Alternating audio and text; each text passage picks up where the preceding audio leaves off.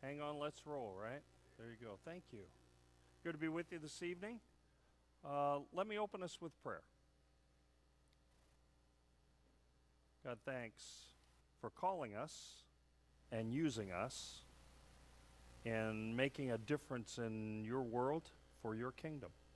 So we come tonight to learn some ways that we can continue to grow as leaders and make a difference through the ministry of this church. May you give us ears to hear and willing hearts and open spirits, for it's in Christ's name we pray. Amen.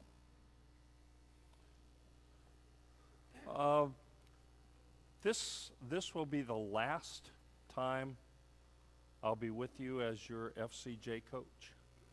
So congratulations on your graduation. Now, graduation, as you know, doesn't mean retirement. Amen? So you're still actively engaged in ministry and leadership. We've just graduated from this process with me as your coach. So I want to walk you through some things that some of you may remember from time I've been with you before, a year or so ago. Some of you may not have been here, so I want to, if for you, this will be new. For others of you, this will be review. But this is kind of core stuff if you're going to work to develop teams and develop leaders that develop teams. So let me walk you through this, all right? First page, we're going to look at this whole issue of helping people get engaged in ministry from two vantage points. The first page is from the vantage point of the church. What do we as a church need to do, and how is it helpful for us to organize in order to be able to have more people able and willing to participate in ministry through the life of the church? Okay. Second page, same issue, but it doesn't look at it from the vantage point of the volunteer or from the vantage point of the church or the congregation. It looks at it from the vantage point of the volunteer. What will be important for me if I consider the possibility of volunteering to be in ministry in the church? What process will be most helpful for me to have a successful, meaningful experience as a volunteer? Because if I do it and the experience is positive and meaningful and I feel like that's successful, the likelihood I do it again going to be pretty high. If the experience I have is not a good experience, has not been helpful, I didn't feel like it was something that was worthwhile, the likelihood of my doing that again is probably somewhere between slim to none. So that's kind of where we're going to start, is look at this whole issue of how do we as leaders create a culture so that people are open and we're ready for people to be able to volunteer. That's page one. The second is, how do we create a process so that the folks who do volunteer to participate in ministry have a really positive experience. We're good? All right. So let's start with the vantage point of the church. And there are kind of 6 principles around this. The first one is people want to volunteer and they do volunteer. Now, that runs contrary to a lot of the experience that a lot of folks have within the life of the church. Because most folks go, really? We struggle having people volunteer. We don't tend to have a lot of people run up to us and say that they want to help. So we have an experience that people want to volunteer and do volunteer. Well, let me put it more broadly. Within the life of American culture, over the last 15 years, more people are volunteering more time than they did 15 years prior. More people volunteering more time. But within the life of churches, fewer people are actually volunteering less time than they did 15 years ago. So what's going on? And here's my best perception. Folks in other nonprofit volunteer organizations have figured out how to deal with, treat, and help volunteers have a positive experience than we tend to in the life of the church. So it's another way of saying we have things we can learn from folks who do volunteer organizations that we could utilize within the life of the church. Well, Doug, what are those things? Well, that's why I want you to stick around for the next hour and a half. Because if I told you all of it up front, you'd eat your pie and you'd be gone, and I'd be really lonely. So we're going to make sure we walk through all of that, all right? So that's first. Second, and this is huge, volunteerism is different generationally. The younger the volunteer and the less churched they are. Now, those tend to fit pretty well together because folks under the age of 45 within the U.S., over 70% of them have no significant spiritual home. So the younger the person is, the less likely it is that they have a church home. Make sense? And so therefore you got to consider both factors. The younger they are, and therefore, you might even put a therefore, and therefore the less church they are, don't have much experience what it's like being involved in a church or volunteering in a church. The more important it is that the volunteering is done differently than folks my vintage who've been in the church all their lives. Let me say it this way. Folks 55, 60 years of age and older, I fully qualify. We tend to volunteer based on three things: duty, loyalty, and responsibility. It's my church. So, Pastor, if you need me to do that, I'll be happy to give it my best shot. It may not be my favorite thing, it may not be my best thing, but if you need me, you can count on me because, hey, it's my church. Duty, loyalty, responsibility. Now, is that a bad thing? No, it's a great thing. But what we've got to understand is that is not the basis on which folks under the age of 45, and particularly if they don't have a church background, are going to tend to volunteer. It's going to be three different criteria. The younger the person and the less church they are, the more important it is that the volunteering is based on purpose-driven, short-term, and hands-on. So short-term. How short-term is short-term? Could be once a month, or could be one time, one shot, one morning, right? Short-term. Let me define it the other direction. Here's what it certainly is not. It is not a 3-year hitch on a committee. Okay? Yeah. So short-term. If we're going to get younger folks involved, we got to be thinking short-term. Hands-on. I don't want to sit in a committee. I don't want to go through endless discussions, talking about stuff, and making a decision. No. This is the Nike generation. And Nike understood the generation by the way they marketed. And the marketing slogan that they use is simply, right? Just do it. Yeah.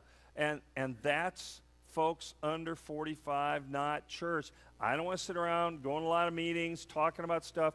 Just let me do it. I want to do working with the kids. I want to help in the mission project. I want to give me a hammer or a paintbrush and let me do something to spruce up the church or dig in the soil. Hands-on. Okay? Third. Not only does it need to be short-term, hands-on, it also needs to be purpose-driven. In other words, I can see how what I'm going to do is going to make a difference for the organization as a whole.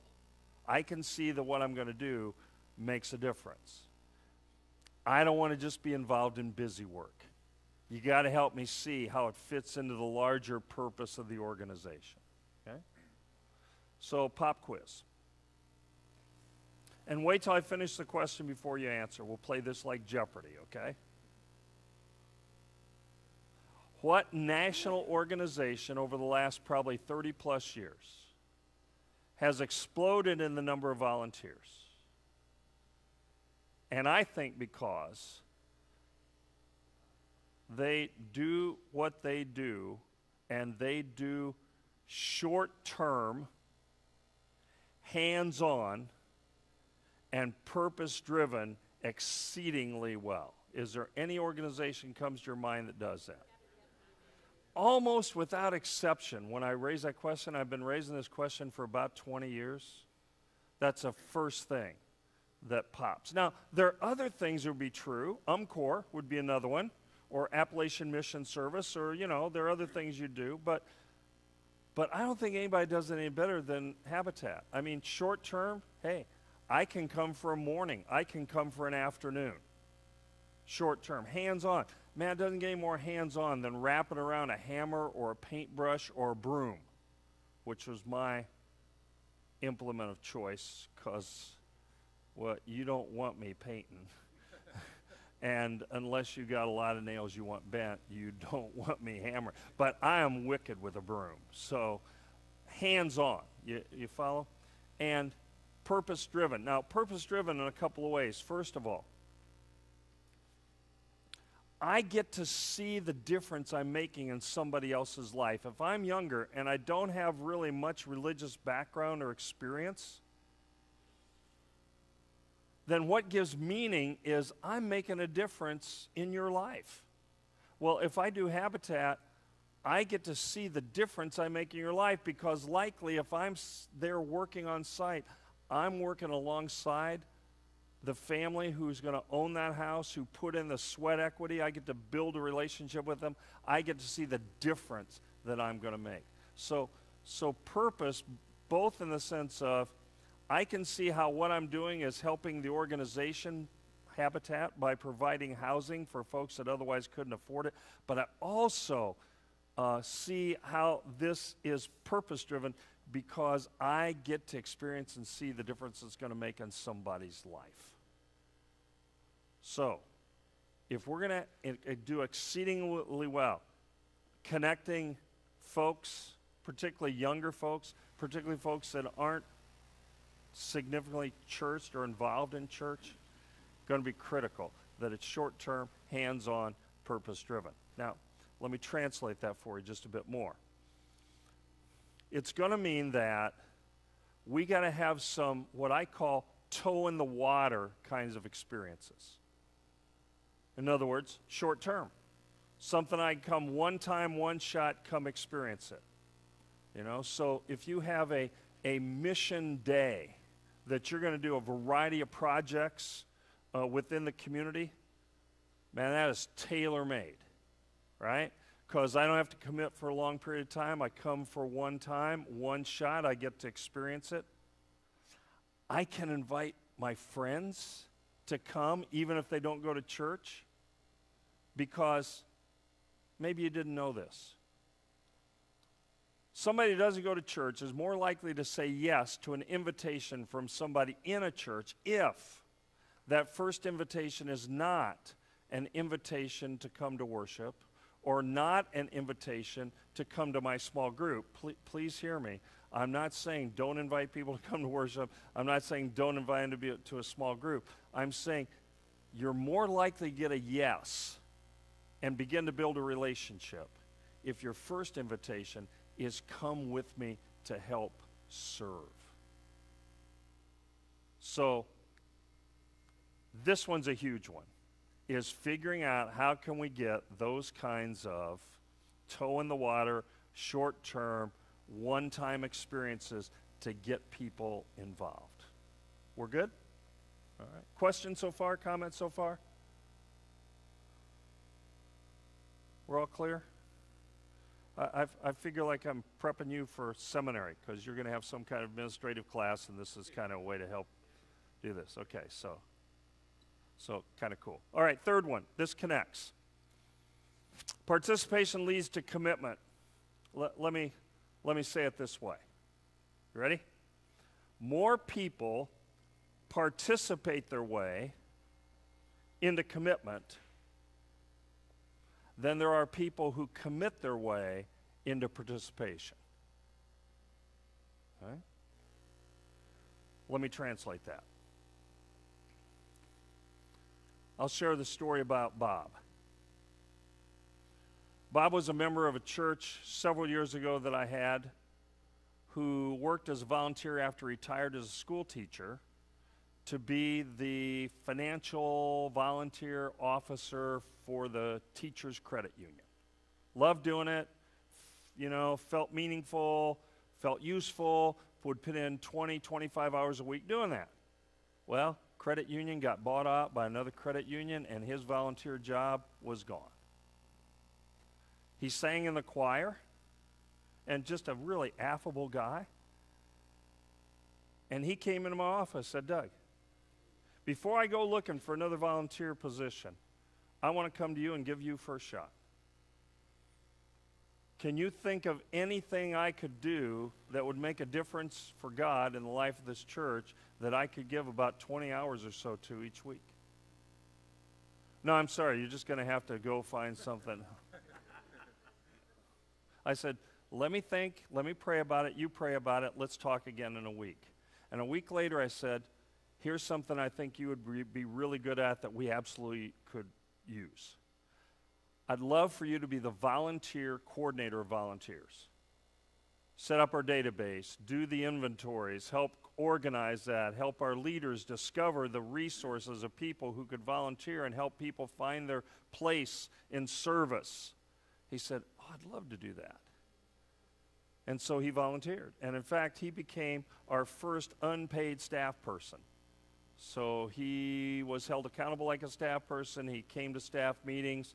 He filled in 20, 25 hours, and a huge impact on getting more people involved in ministry. Right? That's awesome. And in the course of my ministry, I've had about 4 or 5 people like that, who committed their way into participation, right? That's awesome, but you cannot build ministry in local churches for almost 30 years based on 5 people. It just ain't going to work, right? That's why it's crucial that we take seriously the notion that most people do not commit their way into participation. Most people participate their way into commitment. So those people who come and they do that one-time, one-shot event, put their toe in the water, grab that hammer for Habitat on that Saturday morning, come help in that service project in the local church.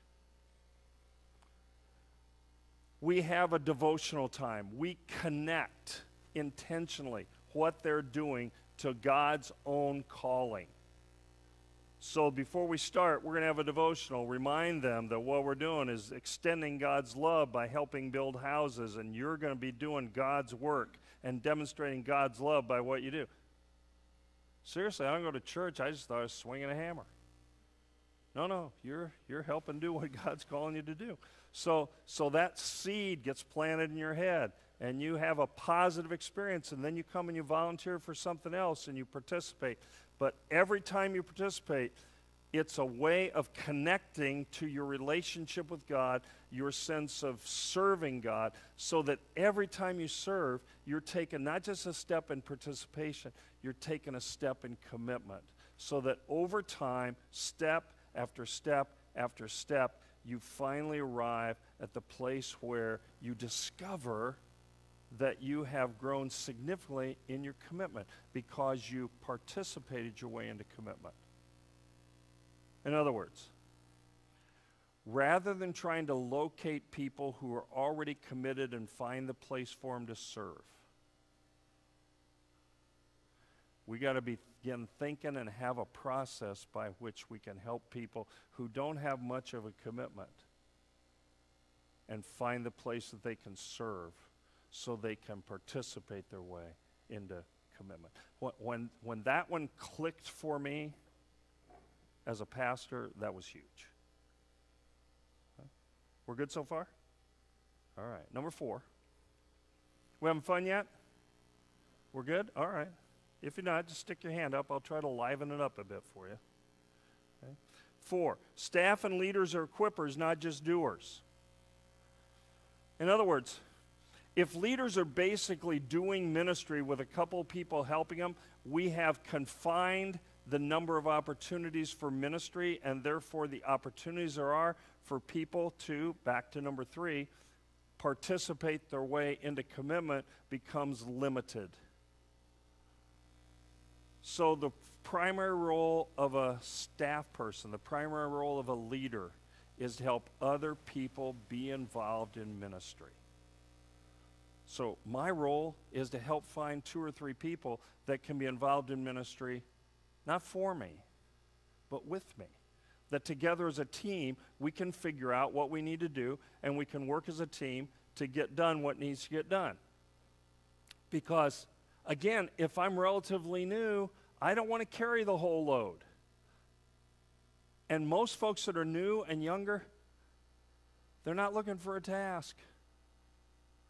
They're looking for a team. They're looking to have relationship. And so leaders need to begin to identify and build a team of people that together can do ministry. So the primary role of a leader is not simply to do a ministry. The primary role of a leader is to develop a team that can do ministry together. We're good? They teach you this stuff at Asbury too, do they? Yeah, I thought so. Okay, I'm just want to make sure I'm on target with what they're doing, because Asbury's a good school. So if they're teaching that there, it's probably good for me to teach it as well. Okay. A little less esoteric? Yeah, okay. Well, you know, I've been in ministry under appointment for 48 years, so, you know, I've had boots, hands, faces, everything on the ground. So, makes a difference. Yeah. All right, number 5. Ministry is more important than meetings. Can I get an amen? I mean, it's a huge principle. I mean, it's huge. When I went to First United Methodist Church, Auburn, and it was a great church, about 340 on a Sunday,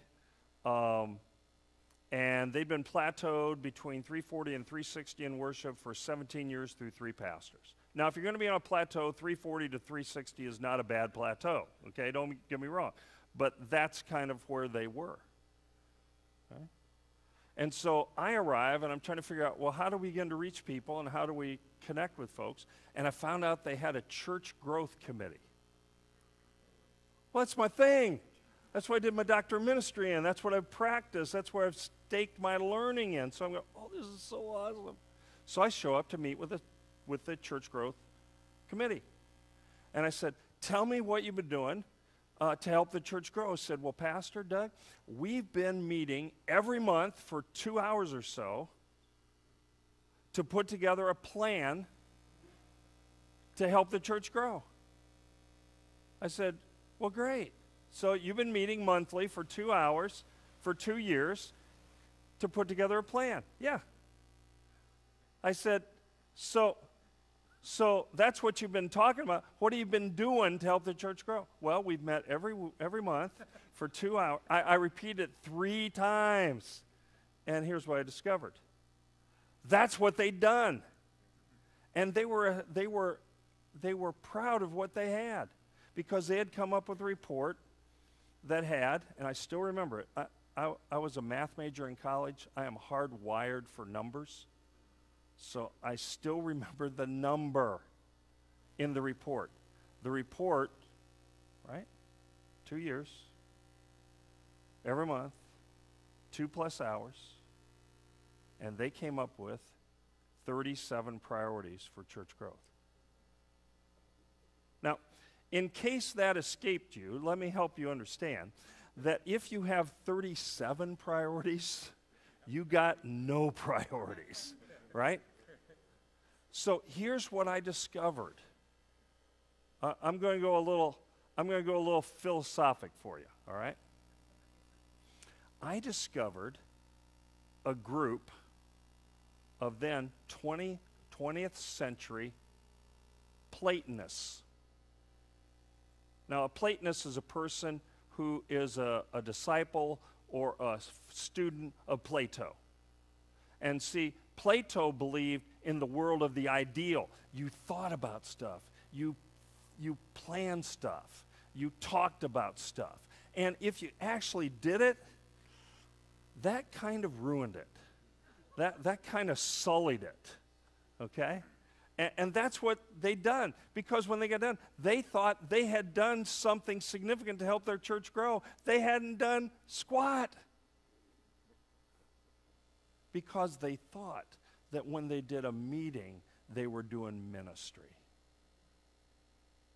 Now, here's what you learn from Latin. Administration, the prefix ad, means to enable or to, right? So administration is something you do to help or to enable ministry. Now, do you need to do administration? Absolutely. But let's be clear. Administration is not ministration. It's not ministry. It's what you do to prepare for ministry. And if you only prepare for ministry and you don't actually do the ministry, not much happens. Amen? The younger the volunteer and the less church they are not interested in the administration. They want to do the ministry. And so therefore, you got to keep your eye on the ball that ministry is first different. That administration or meetings is different than ministry. And secondly, that the focus, the goal, what has to be predominant is ministry. Now, all too often in churches, and again, I'm a math guy, so I think of things in mathematical terms. If you don't, it's okay. The principles still work. I just like to translate it in math stuff because I think it makes it a bit more concrete. Many churches will have people spend 24 hours, 2 hours a month in meetings every month to be able to do 10 or 12 hours of ministry. So I go to, let's say I go to education committee or children's ministry. And I go every month for 2 hours because I'm on the Vacation Bible School. And so therefore, to be ready to do Vacation Bible School, I sit through all those meetings and all those hours, etc. And finally, Vacation Bible School rolls around, and we spend 2.5 hours, 2 to 2.5 hours each evening to do Vacation Bible School, so I get to do about 10 hours of ministry. But I've spent 24 hours a meeting to do 10-hour ministry. And what that says is, I value, or we value, meetings more than we do ministry. And if that's true, you will find it exceedingly difficult to get folks under 45 with little to no church background. No, I'll say that differently. You'll find it exceedingly difficult to find anybody willing to put in that kind of time in order to do ministry. Am I right? Therefore, we need to have a ratio where for every hour of meeting, I get to do at least 5 and better 10 hours worth of ministry. Now, I'm good with having some meeting and doing some administration and organizing and coordinating. I'm good with that. But I've got to be able to spend way more time in ministry than I'm spending in administration. Which is why the smaller you can cut your committees, the less frequently you can have them meet, the fewer people on there. And the more you can open up the opportunities for ministry, particularly for folks who are newer and younger, the more likely it is you're going to have them be willing to step up and serve and begin to commit their way, to participate their way into commitment. You seeing how all the pieces fit? Okay. All right. Last one. Accountability needs to be by communication and coordination, not by control, so as to match authority with responsibility. Now, let me unpack that a bit. There is, I believe, a significant organizational principle, fairly simple to understand, not often followed. And that principle is healthy organizations. Now, not every organization does this, so not every organization is healthy, but healthy organizations do this. Healthy organizations match consistently, not periodically, not occasionally, not every so often, but healthy organizations consistently match authority with responsibility. Okay? So, if you have a responsibility in the church, give me another word or a synonym for that. You have a responsibility, you have a ministry or a task or a job. Yeah. So that's your responsibility. Okay? In a healthy organization, not only do we clearly define, and we're going to talk about how we do this on the next page, but not only do we clearly define what that is, we match it with the fact that you also get authority. You don't just get responsibility, you also get authority. Now, what's authority? If I or we as a group have authority, what does that mean we're able to do? Make decisions. We get to make decisions about how we do it, right? And what we do and how we spend our funds, and right? Without having to check back with anybody else for final approval. Okay. Now let's go back to this first part that I listed here. And that is, accountability needs to be by communication and coordination, not by control. See, if the way we organize in the life of the church is, you get responsibility, but we keep the authority, that's accountable. But the difficulty is, it's accountability by control. Because you can't do anything lest we say it's okay. And we make most all the decisions, and then you worker bees, you go do what it is we say needs to get done. Now, the problems with that are many. But one huge one is, if you have responsibility and not authority, and somebody else makes all the decisions, what we've now done is we've stolen ownership for that ministry from you. And if we steal ownership for that ministry from you, we've stolen passion, enthusiasm, creativity, follow-through, and commitment.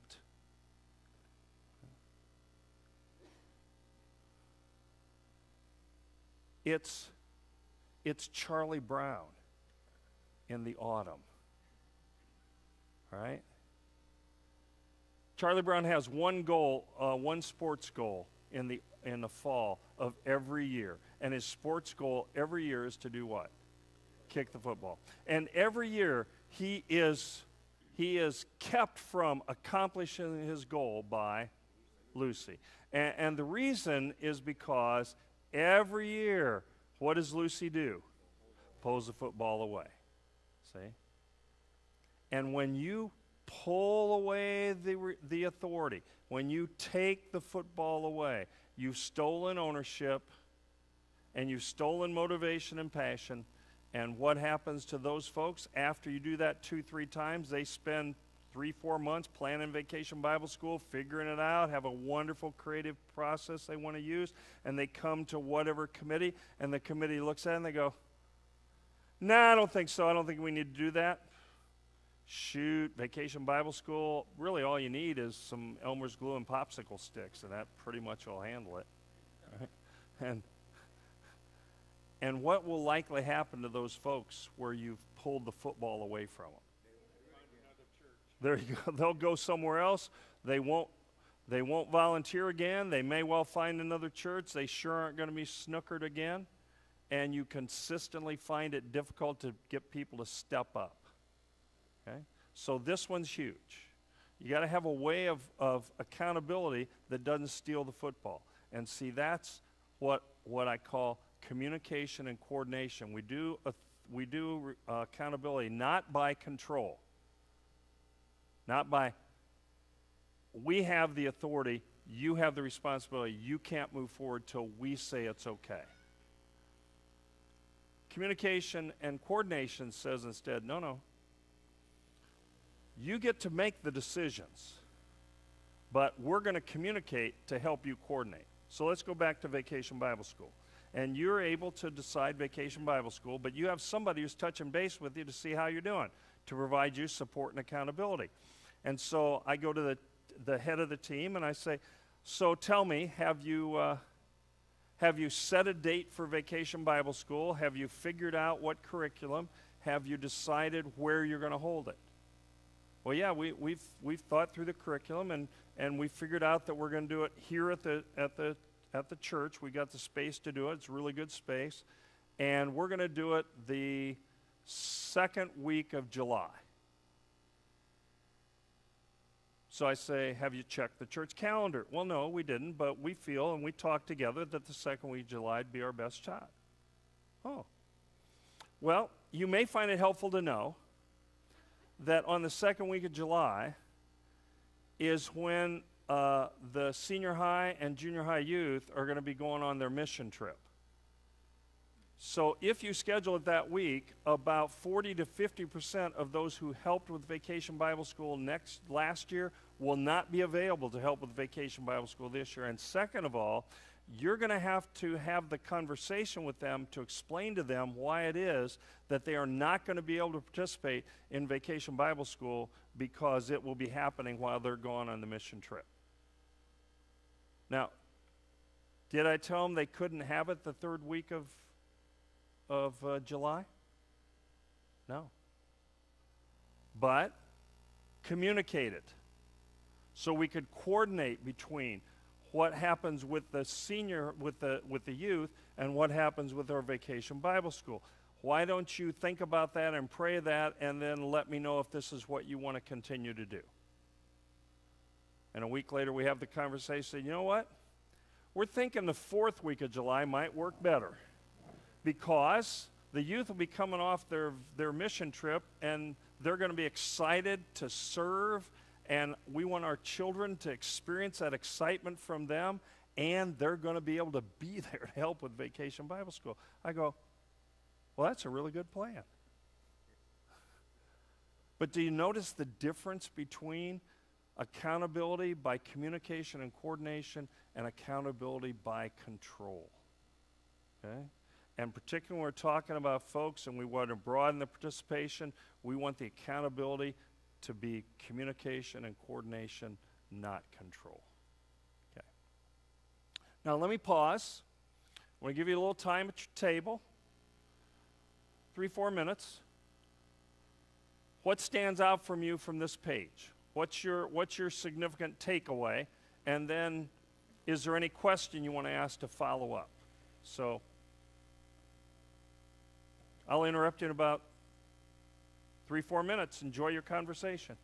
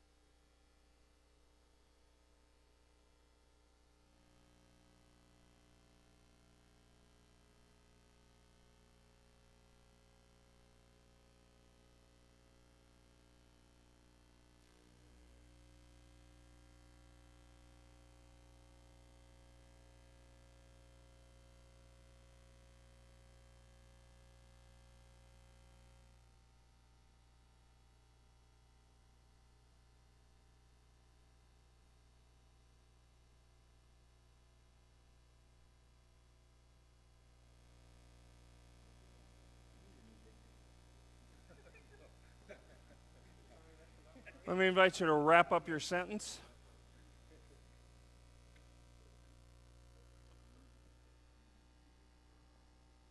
So I'd like to hear from a few folks. What stood out for you? What's your takeaway from this page? What's the thing that you go, yeah, I want to make sure we remember this, utilize this? Yeah.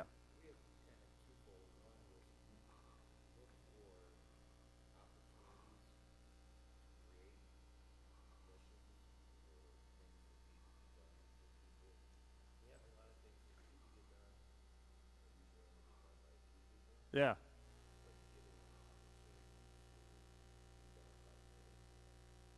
Yeah. So if we take a task and break it down as something that can be done short term and by a team. So reorient the way that we develop and design things.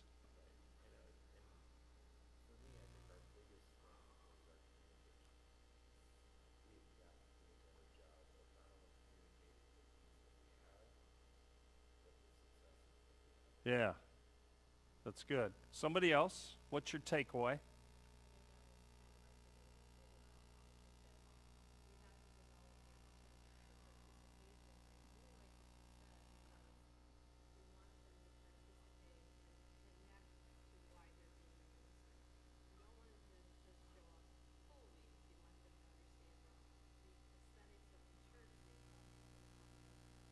That's really good. That's really good.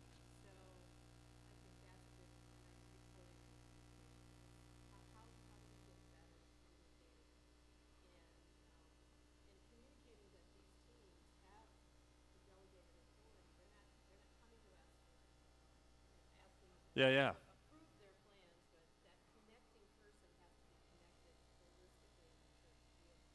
There you go. So if we think of it like a teeter-totter, the lower we exercise control, the higher we have to exercise communication and coordination. Because what often happens is we only lower control, we never elevate communication and coordination. And what happens is we then move from, I'm going to go 60s TV on you. Okay? I'm going to go 60s TV, comedy, Get Smart. Because Get Smart had two competing organizations, right? Chaos and control. Yeah, I didn't either. I do now. I do now. All right, somebody else. We think a problem is giving up that control, that Ooh, oh. Yeah, that it's so hard fast. I've done it. This is my thing. I've done it for so long. Yeah. You can't do it as well as I done. Because I've went through it all. So page 3 is going to be critical for that. So hang on to that. So we'll get there. All right. But that, that's why I latched on to the song from Frozen that my granddaughters sang incessantly. And that song is, Let It Go. And that's become my theme song, Let It Go. For goodness sakes, please, let it go. Right? So we got to not have this control of this is my position, my role, right? But there's a lot of people that have a lot of great ideas that never get implemented, never get used because I can't. There you are. What all did you have? Did you have anything else that you all had at this table? Insight, observation? I remember pretty much the same thing. Okay. So you echo what we've talked about. All right, flip the page. Now let's look at this thing not from the standpoint of the organization. Let's look at it from the vantage point of the volunteer. And I want to therefore look at it chronologically. If I step up to volunteer, what am I going to experience through this process if it's done well? And this can be a really helpful tool to assess how well your volunteer system's working, let me say it differently. Churches that tend to have high levels of people volunteering or participating and do that on a repeat basis tend to do these 5 things well to very well to outstanding. Churches that tend to have lower levels of involvement or participation tend to be doing 2 or 3 of these things mediocre to poorly to almost not at all. Okay? So as we go through this, I want you to think through which pieces of these are we doing pretty well to very well, which 1 or 2 may be helpful for us to focus on to improve, because this one we need to grow or improve in. We're good? Okay. So let me take it from the top. I want to start with we need to identify well and recruit well. Now, we got to identify 2 things. One, we've got to identify really well the ministry that we want someone to be willing to volunteer to do. So if we did a description of that ministry well, what ought to be included in that description? And help me. Anybody stick your hand up and let's build a list. What ought to be included in that description? Yeah, give me one. Good. It's connected to the purpose. How's this going to help us do what we as a church are called to do? Somebody else. What else needs to be in that description if we do it well? Yeah, and let's slice that time a couple of ways. Time is how much time is it going to take and how frequently am I going to have to be involved? In other words, how often do I need to do that? Good. What else would be in that description? Yeah, what kind of skills or abilities are going to be helpful, right? And a lot of the entry-level toe-in-the-water stuff may be pretty broad, skills that most everybody would have or could utilize, right? But sometimes we're asking people to do things that take particular skills, and we don't want to frustrate them that they volunteer and they just don't have the skills to do it. Good. What else? There you go. So what are we going to provide for you? What kind of resources are we going to provide for you to do what it is that this ministry is called to do?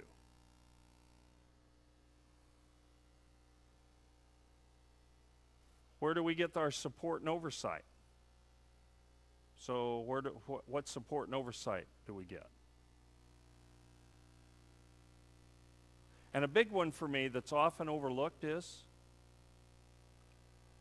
what outcome do we hope will happen? In other words, if we're doing Vacation Bible School, I don't just want a list of the activities we're going to do. I want a description of what outcome are we looking for. If we do Vacation Bible School well, what will be true after Vacation Bible School is over? And sort of 4 or 5 or 6 bullet points. Does that make sense to you? Yeah. And it's really even more than goals. It's really outcomes. Yeah. Rather than simply a checklist of things to do. Okay, we're good? So that's one. Second is, we need to do a identification of the gifts, skills, passions, interests, abilities of folks in the congregation. So how could we discover the gifts, skills, talents, passions, abilities of folks in the church? And there's probably 3, 4 ways that we could do that. So what's one way we could do that? We could, we could do what? We could ask them. Now there's a more technical term that we could use. It's no better. It's just the one more frequently used, and that is interview. Yeah, but we ask them, what do you do? What do you enjoy? What are you good at? What do you like to do? What gives you fulfillment? So that's one way we can discover it. Good. What else could we do to find out people's gifts, talents, skills, passions, abilities? Well, that's part of it. So we could, and let's say it another way, we can observe. So we can watch what people are good at and what they're able to do, and because you see, I may not think that what I do is anything special,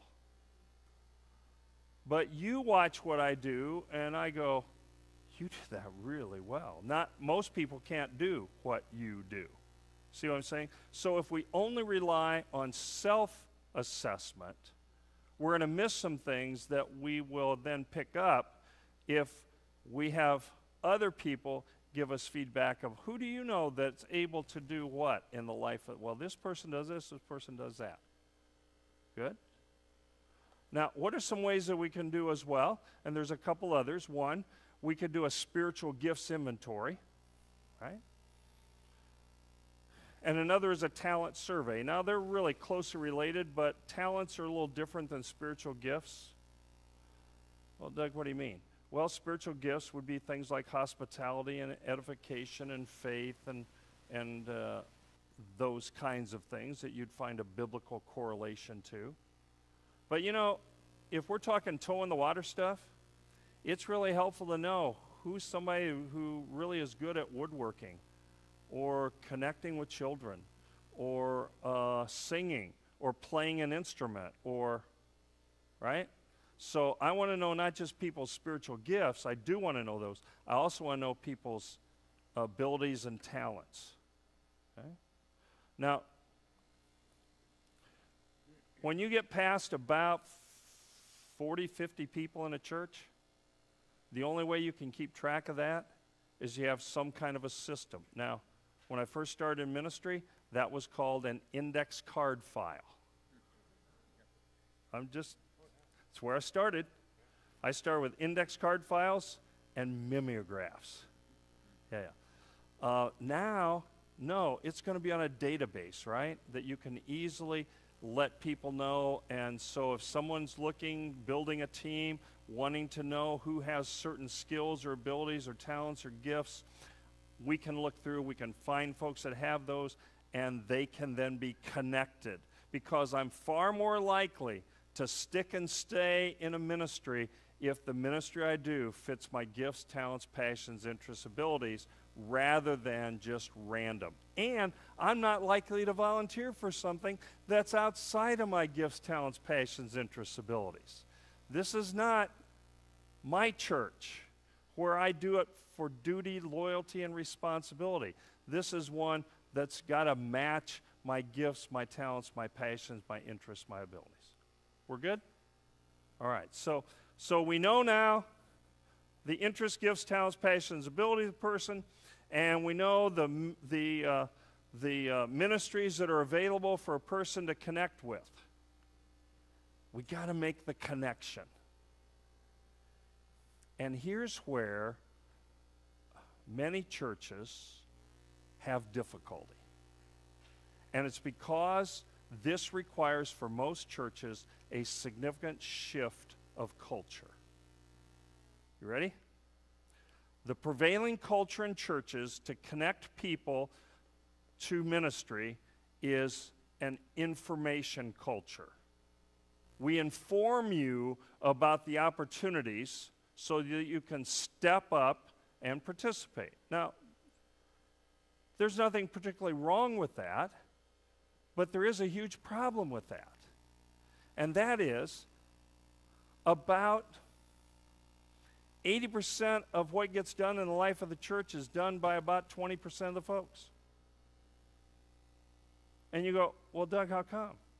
How come only 20% of the folks are very active and 80% tend to sit on the sideline? And how come 80, 90% of the work gets done by that 20% of the folks? And I must say part of it is because the culture of how we connect people. Well, Doug, what do you mean by that? I'm going to share another statistic with you I found fascinating. It's another 80-20 principle, okay? 80% of the American population on a continuum, 80% say, I am more shy than I am outgoing. Now, I didn't say 80% are shy. I said 80% describe themselves on a continuum as being more shy than outgoing. Now, let's connect the dots, and I'll do it with a fill in the blank. Are you ready? Shy people do not tend to go where they are not specifically what? asked or invited.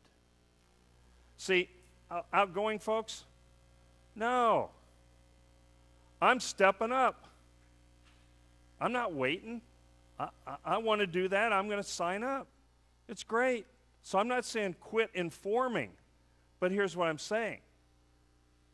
You're never going to inform your way into increased number of people participating.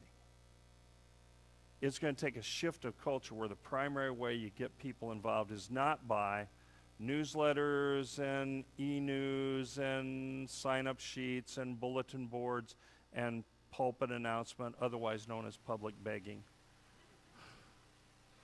The primary way you get people involved is by inviting. Yeah. That's huge. So that's a cultural shift. Now, let's be clear what an invitation is, okay? Because sometimes we think we're inviting and we're not. So inviting has three characteristics. One, an invitation is always personal. It's always phone to phone or face to face. Okay? Second, an invitation is always specific. I'd like for you to come help at the soup kitchen at the Baptist church on the third Tuesday of next month. And I put the date and the time. Okay, so when I ask you, I'm specific about what I'm asking you to do. Okay? It's not, hey, Charlie, wish you'd come help with me at the soup kitchen sometime. Well, that's not an invitation. That's a wish. And that sucker just floats away in the breeze. An invitation is always personal. It's always specific. And third, it's always relational. Fill in the blank at the end of the statement, okay? Charlie, I want to invite you to help at the soup kitchen on Tuesday, August 14th at 7 o'clock at the Baptist church. What are the last two words? The last two words. With me. Now, even better is with me when I pick you up at 6:30, right? That's implied there, right? It's got to be with me. See, if there's not a with me, it's not an invitation. It's informing you of an opportunity and hoping you'll step up, and the likelihood you do that is slim to none. That's why you cannot have 5 or 6 people on a nominations committee trying to recruit everybody for ministry in the church, because that is not an invitation. That is information. You catch the difference? So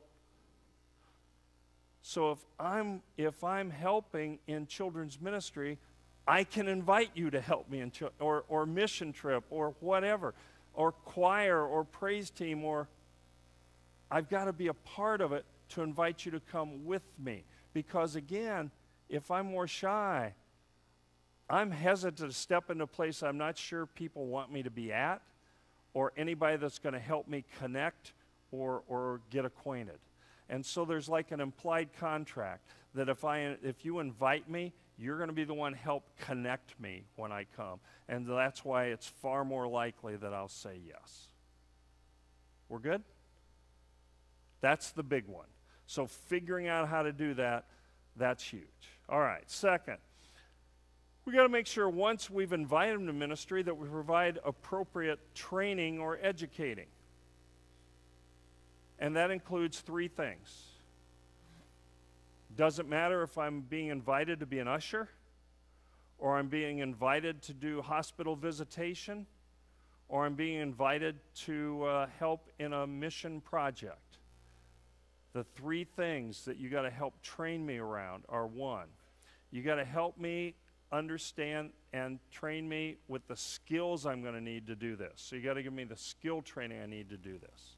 Second of all, you got to give me the information I need to be able to know about this and how to do this. And third is, you got to provide me the resources I need to be able to do it and how to use them. Seriously, Doug. Ushers? Need to train the ushers? I mean, if you've been coming to worship a while, you've seen ushers, right? You know what they do. They hand out bulletins and they pick up money. I mean, dude, how hard can it be, right? So let's say you got 4 new people that have signed up to be usher on a Sunday morning, or 2, two. And they've not done it before. But they've been at church, right? So they show up, and they're there about 15 minutes before, and they got to pass out bulletins, there's only problem. They have no idea where the bulletins are. And they're searching everywhere for the bulletins. They can't find them, and people are starting to come, and finally, they find somebody who knows where they are, and they get them, and they're rushing up and down the aisles trying to pass them out. The whole time, people are laughing, chuckling. Again, 80% of the American population is more shy than outgoing, and there's nothing worse for a shy person than being embarrassed. All right? And now comes time for the offering. And guess what? I don't know. I don't know which way to pass the plate. In fact, Craig, even more basic, I don't know where the plates are. So here I am, it's supposed to have, and I can't find the plate, and the plate's not there, and nobody knows where the plates are. So I just kind of pull my shirt out and walk down the aisle and have people just pile it in top of my shirt because we got to get the money. And now, what's the likelihood that I usher again? Oh my gosh. Now that's true. Now that's why you want me to usher. That may not be why I'm willing to usher, right? You follow what I'm saying? So we got to make sure we train or educate well. Everybody. So everybody we recruit, everybody that says yes, we got to make sure we provide those 3 elements of training. Third, we got to make sure that we provide support and accountability. And we covered that in number 6 on the last page. Okay? So we've covered that one. Fourth, we want to make sure we thank people well. Give me some ways that you all thank or recognize people when they do ministry here at Christ Church. Let's build a list. What are ways you do that? You do personal thanks. Good. What else? Yeah, we do some kind of acknowledgement or recognition, right? And we might do it during service. We might do it in the newsletter. We might do both. Yeah.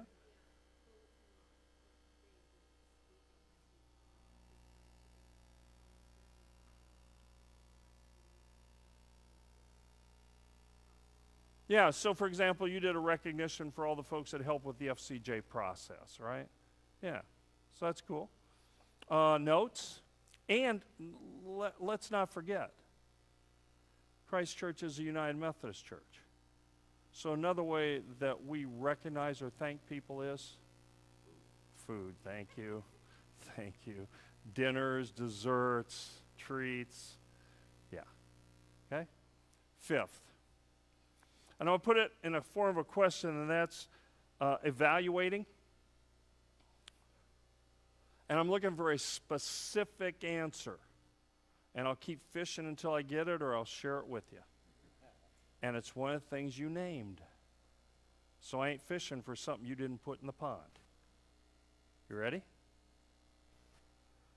What specifically are we going to use to evaluate the ministry once we've completed it? On what basis will we do the evaluation?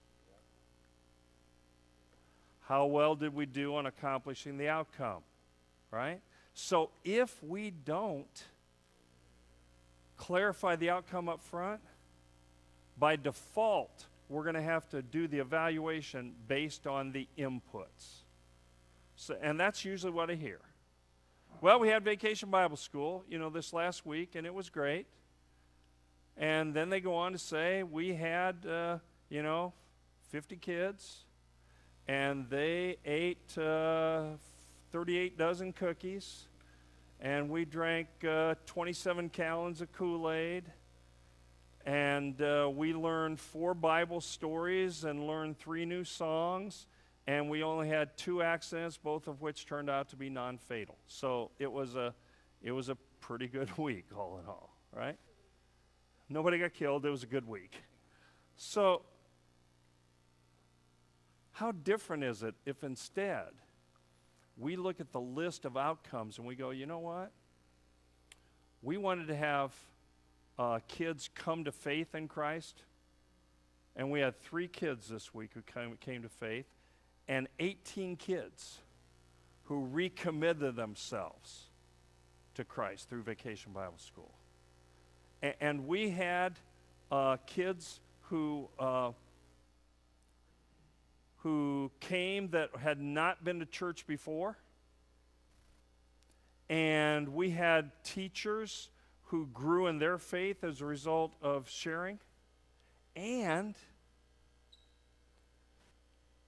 we had 47 kids who got a chance to be the hands and feet of Jesus in a service project.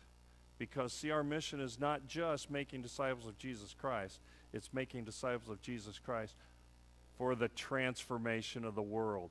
So they got to do a service experience and project so that they had a chance to participate in being Jesus' hands and feet in the world.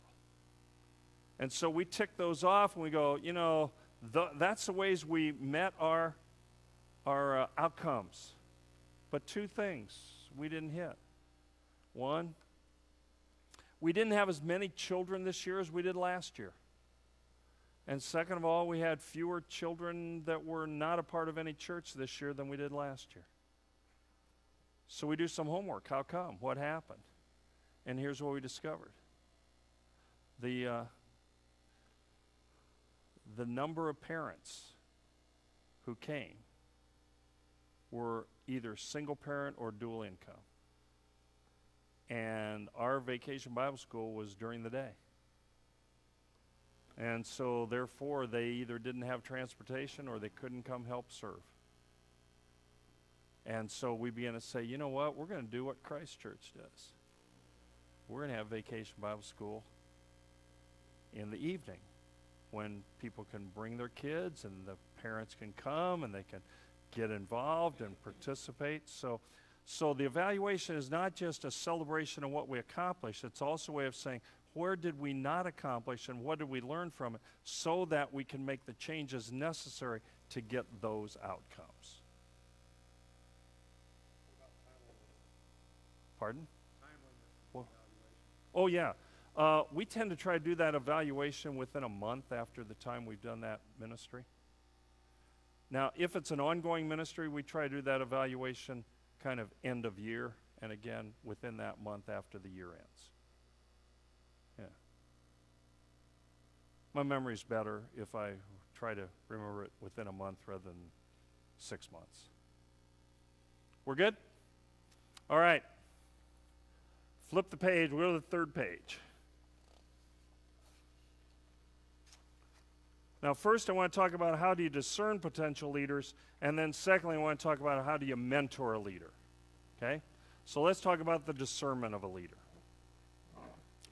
I actually learned this about 20 plus years ago from Mark Beeson. Mark Beeson was at a gathering of pastors of large churches, and Granger Community is the largest attended United Methodist Church in Indiana. So pretty big. So Mark was asked, you know, what have you learned in terms of developing leaders that you could share with the rest of us? And here's what he shared with us. And I found it profoundly simple. He said, for us, it's really a four-part process. Step 1. We're going to invite people to come participate in a ministry, and we're going to see if they show up. So if you're somebody that you might eventually lead, the first thing we're going to do is, do you show up for a ministry when you say you're going to show up? Now, after he shared that, I thought to myself, I can think of some examples that I would have saved myself a bunch of grief if I'd have just run people through that process first and not simply made them a leader because they were a real good talker. Because leaders tend to lead first and foremost by example. Do you show up? Can you be counted on? So that was a really helpful reminder. As simple as that is, that was really helpful. So you invite people to show up for a ministry, take those steps, grow in their commitment, and if they do, then we're ready for step 2. And step 2 is, can you show up prepared? In other words, let's say you're helping with the youth car wash, and so you're now given the responsibility to bring the sponges. Now, it's not impossible, but it's really hard to wash a car without sponges. And so we're counting on you to be able to bring the sponges. And if you're not able to bring the sponges and we got to go scramble to find sponges, then what you've told us is you're not ready to be considered for leadership. Because you got to demonstrate first that you can show up when you say you will, and second of all, you can show up in simple ways prepared. Does that make sense? I mean, I kind of go, well, duh. But you know, I'd never really practiced that till I'd heard Mark do it. Third, now I'm going to give you a chance to lead part of the event, to organize, to coordinate, and to accomplish what needs to be done. In other words, we got 3 teams for the car wash, okay? We got the wash team, we got the inside clean-out team, right? And we got the dry it off team. You're going to be in charge now of one of those 3 teams. Can you organize that team? Can you bring that team together? Can you help that team work together on this day, on this task? Now, you know what the task is because you've been showing up for it and you've been coming prepared for it. Now what we want to see is, can you work with a group? Okay? Because we need somebody who can lead a team, not just do a task. Now, there's nothing wrong with doing a task. And if you can't lead a team, we need people on a team. Amen? It's fine. It doesn't mean that you're less valuable, but we just need to know before we put you in leadership. So that's the third step. Can you organize? Can you coordinate? Can you accomplish? Can you bring the team together? Now, if you pass all 3 of those steps, now, we're going to then teach you how to train you to lead a whole team or a ministry. And then we're going to invest in you and spend time and do training and specific input and walk you through and help you grow. And okay? But not till you've done the first 3 steps. Those are the steps that discern, are you ready to lead? Now, let me pause, give you a chance at table. What about this makes sense? What resonates with you? And what question do you have? And I'll give you about 2-3 minutes. Enjoy your conversation.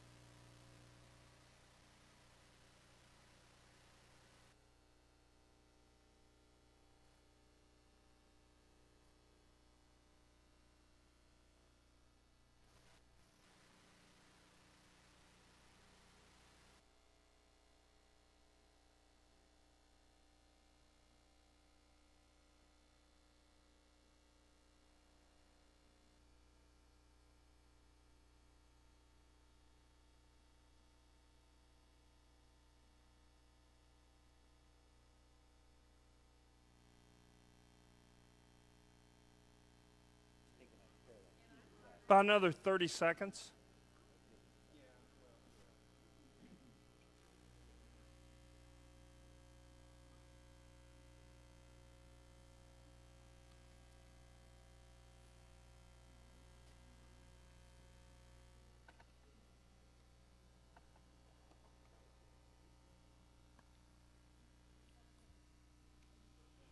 And let me focus your back.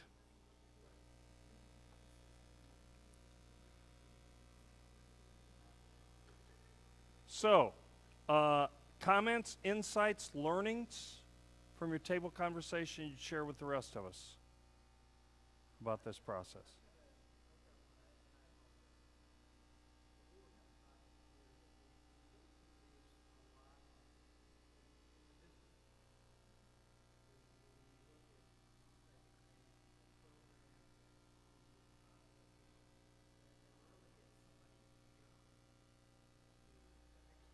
Yeah, it's kind of HR, right? Yeah, okay.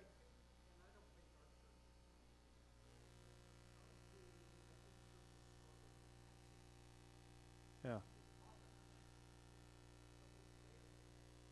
Yeah, so let me flip the question back. What would it look like to put together a process or a flow chart that would allow you to go through all three steps before they stepped up to be trained to be a leader of a ministry area?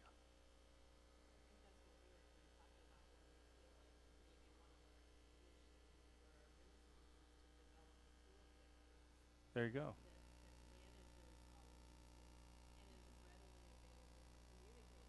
Yeah. Yeah.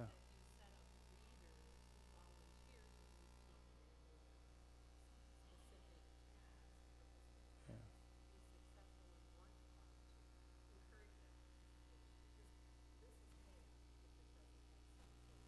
Yeah, exactly.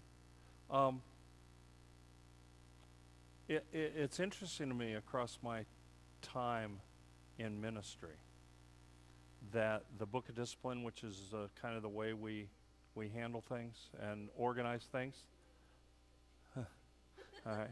The difference in the Book of Discipline that I found an incredibly helpful shift in language was this. The Book of Discipline does not talk about a nominations committee anymore. Instead, the Book of Discipline talks about a lay leadership development committee. So nominations committee implied, well, you just go find the people, get them to say yes, and your job's done.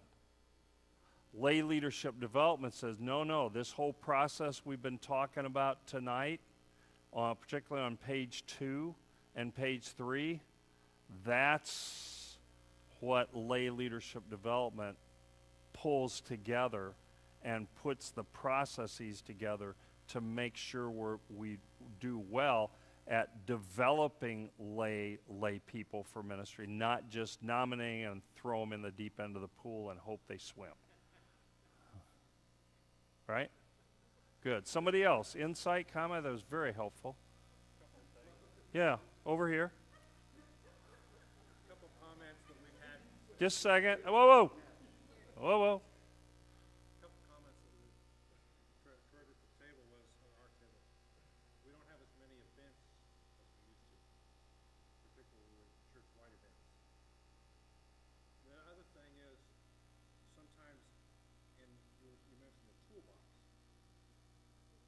toolkit, yeah.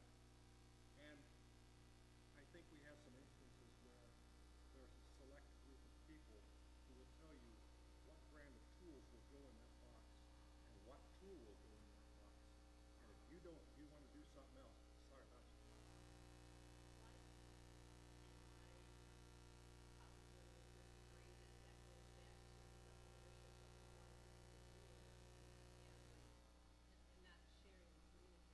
Yeah.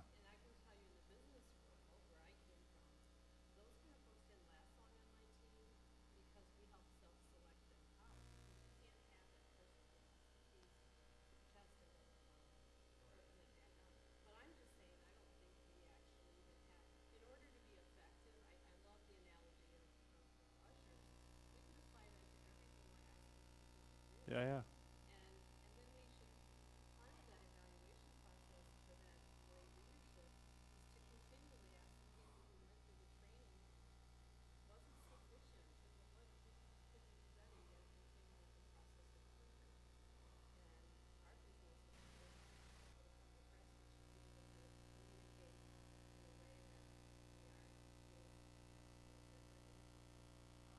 Last comment over here?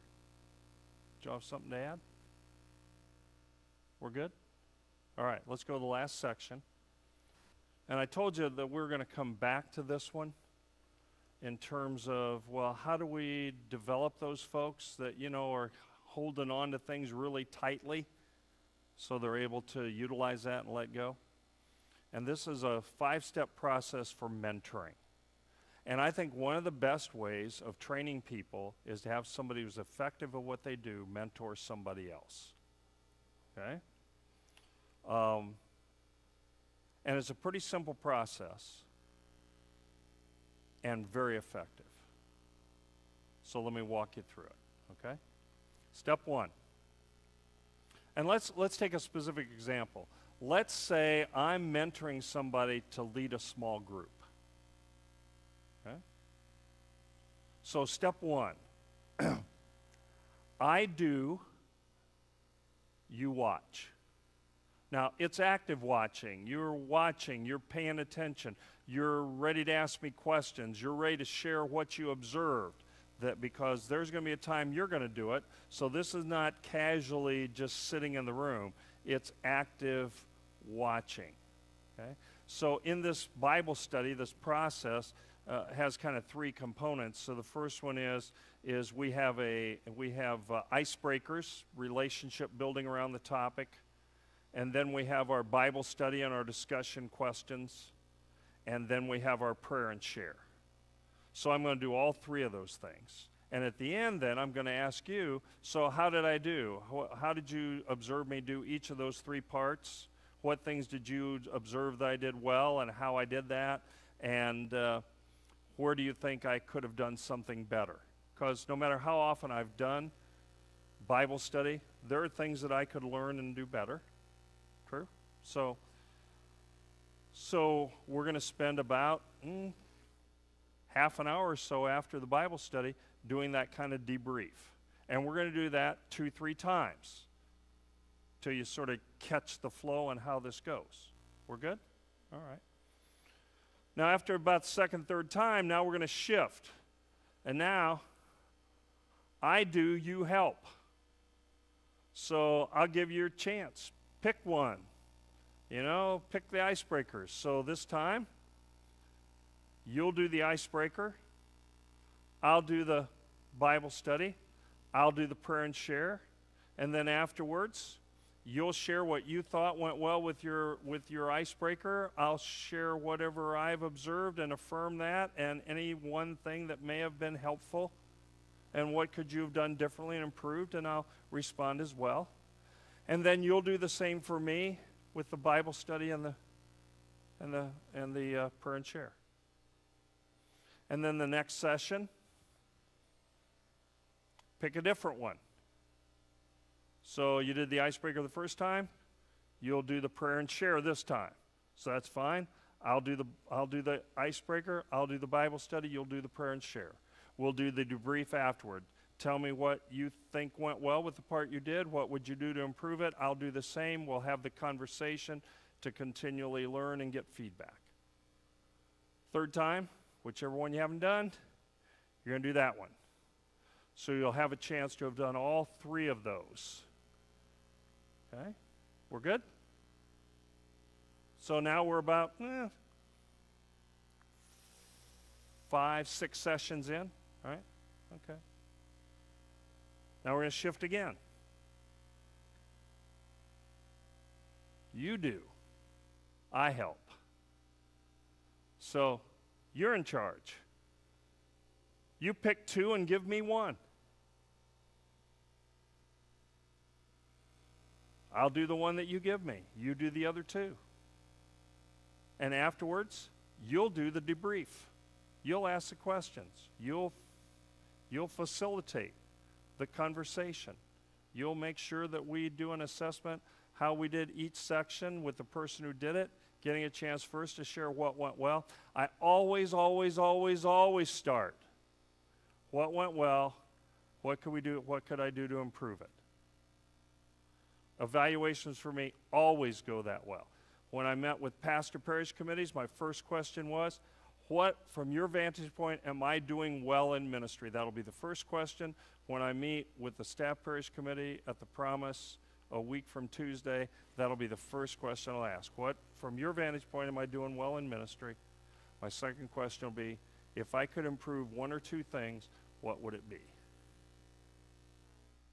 Okay? And then the next week, still, you do, I help, I'll pick a different one, you do the other two. And we may do it a third week. If you're leading the piece as well, if you kind of got a flow to this, we're ready to go to step 4. Step 4, you do, I watch. You'll do all 3 pieces. You'll lead the evaluation afterwards, and I'll chime in, but you'll say, here's what I thought went well with the icebreakers, and here's what I think I could have done to improve it, and here's what I think went really well, a couple of things I did and questions I asked, and I may ask you, I think you did do well in the Bible study. What particular question or two did you notice that when you ask it opened things up? So I'll chime in to help you think through, and then we'll do the same with the prayer and share. And we'll do that 2-3 times. So now we've been together anywhere from 9 to 12 sessions, right? Now we're ready for step 5, which is you do. And I'm going to go help mentor somebody else, and I hope and will encourage you to find somebody in the group of your Bible study that you can begin to mentor so we can continue to multiply the number of people that can lead. And that same process can happen with, well, how do you help somebody become the treasurer? How do you help somebody become the chair of the trustees? How do you help somebody head up a mission project? How do you help somebody to teach, to lead in youth ministry? That's why I really like this process, because it's transferable across all kinds of ways of developing leaders. And pretty simple to understand. The other thing it does is, again, let's go back to my statistic. 80% of folks tend to be more shy than outgoing. And see, the key to somebody being successful in ministry and leadership, it's a twin towers, the twin C's. One of those is competence. So what we're doing is we're helping them build their ability, their competence, but the other C is what? Confidence. And that's the piece that by taking it a step at a time, you gain not only competence, you also gain confidence, so that when you finish the process, not only does a person who's mentoring know that you're ready to do that, you know that you're ready to do that because you've demonstrated that to yourself as well. And I've used this process countless numbers of times with persons. Now, to make it work, you can't just have pastor or pastors do this. You've got to make this a part of what leaders learn to be able to do, to be able to build, expand the pool of leadership and expand your team. Comments, questions about this process?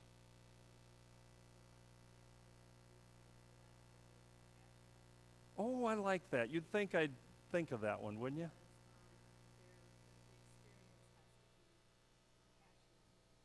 Yeah.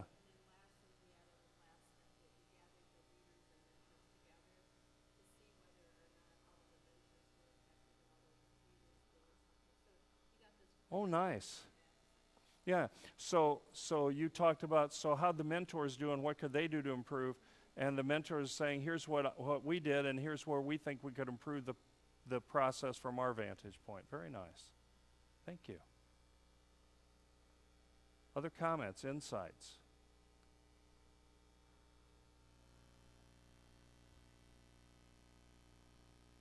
Well, I don't know if I've done this with you before, but I will leave you with this tonight. And it's a word of wisdom that my maternal grandmother gave me when she discovered that I was called to ministry. Now, she was Baptist in background, so she used a little different language to describe that. And so I told her I was called to ministry. She said, "So you're going to make a preacher?" I said, "Well, yeah, Grandma, I feel called to ministry." She said, "I'll be praying for her. I'm grateful." She said, "But I want you to promise me one thing." Well, she's my grandmother. And she's the only grandparent I knew past my 9th birthday. So she was very special to me. So I didn't ask her what it was. I love her. I trust her. I just said, "Well, sure, Grandma, what?" And she said to me, "Promise me that when you preach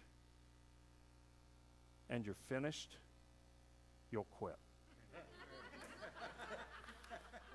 Well, I'm finished, so I'm quitting. Dave, let me turn it over to you to wrap us up.